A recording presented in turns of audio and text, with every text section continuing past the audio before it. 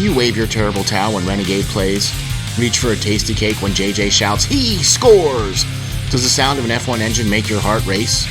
Doing push-ups with the Nittany Lion after a TD? Then lend us an ear, and we will share the exhilaration of Steelers football, the excitement of Flyers hockey, the nail-biting finishes of F1, and the pride when we yell, "We are Penn State." Welcome to the SteelFlyers show, the strangest combination of sports fandom since pineapple was put on pizza. Welcome to the SteelFlyers show, and boy, have we got a good one for you here this week. That's right, we're talking about the Pittsburgh Steelers matching up against the Tennessee Titans, and oh my, oh my, oh my, oh my. 5-0 against 5-0. I mean, what can you say about that? Really excited about that for sure. This game was the rescheduled game that should have happened in week 4 for Pittsburgh and Tennessee, but because of the multiple positive COVID tests on the Tennessee side, this game was rescheduled for this week. So now it's going to be even more of a matchup because both teams are 5-0. How about that?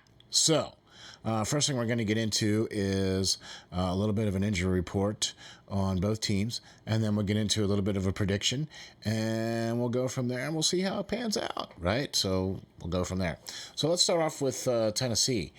Boy, I'll tell you what, man, that running back Henry and their offensive line, man, those guys, they really got it going on.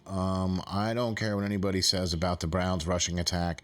I think this is the number one rushing attack in the league right here with the Tennessee Titans, with their offensive line and with Derrick Henry.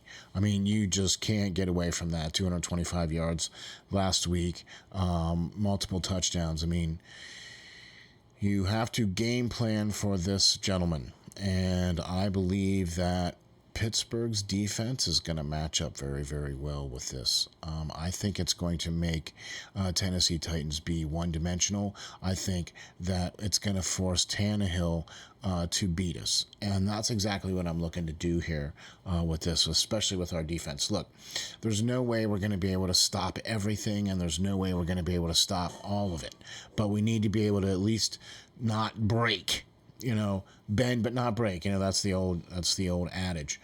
So let's start off with a few things that, on the injury report for the Tennessee Titans. Now, Jadeveon Clowney was a not practice on Wednesday, but did have a full practice today.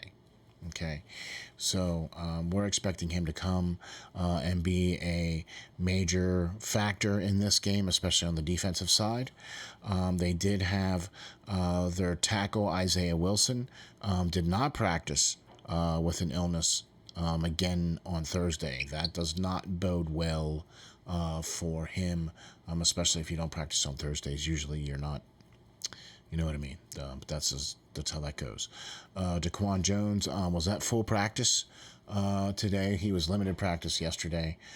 So most of all the guys that were on the list for those guys, limited practice, Dennis Kelly and Smith, the tackle and the tight end with an ankle and knee respectively, were limited practice, were full practices today. And the only other no practice today was wide receiver A.J. Brown. He did not practice today either. So, sorry about that notification. For the Titans, I think that kind of not too many guys on that report. You know what I mean? So I think that's a good thing with not too many guys on that report, and that makes it a little easier, I think, for Pittsburgh or for them. You know what I mean? That allows them to be able to have what they need to be able to have and be able to put a full complement team out there. Henry's not hurt, or any of the other major folks on their team are not hurt either. So that's why I think this is going to be a tough game for Pittsburgh. This is going to be a watershed moment here for Pittsburgh. This is going to be okay, let's see what you got. The normal for Pittsburgh yesterday for Pittsburgh on the injury report. Their injury reports don't come out on Thursday until later. But they didn't have some guys practice on Wednesday. Normally, Ben has that's a Veterans Day off. Stephon Tuitt was also part of that little group. So that's a Mike Tomlin thing where he normally gives the vets one of the days off during the week and he gives them an extra day of rest and things of that nature.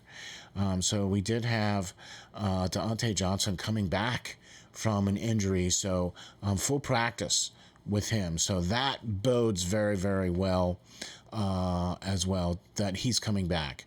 That might potentially not bode so well for Chase Claypool. However, he's really making it a difficult decision to take him off the field. I mean, you know what I mean?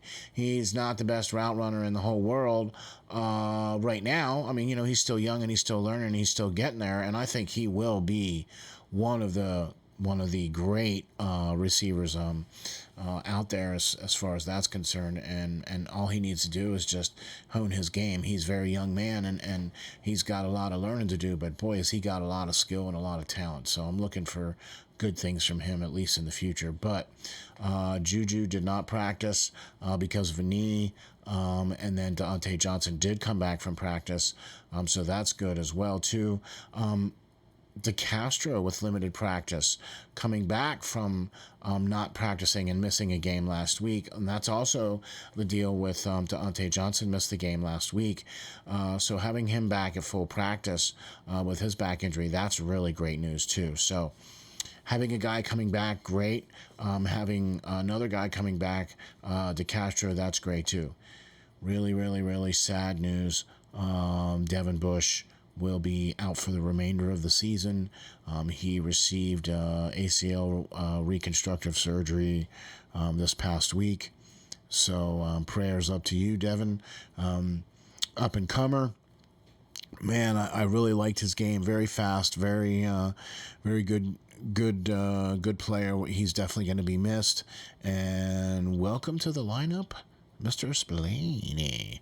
So, boy, did he show out. And I also think we're going to see a lot more of the Alex Highsmith as well, our draft pick from this year. I think he's going to get a little bit more playing time as well now, too. So I'm really excited about that. I'm really excited to see that.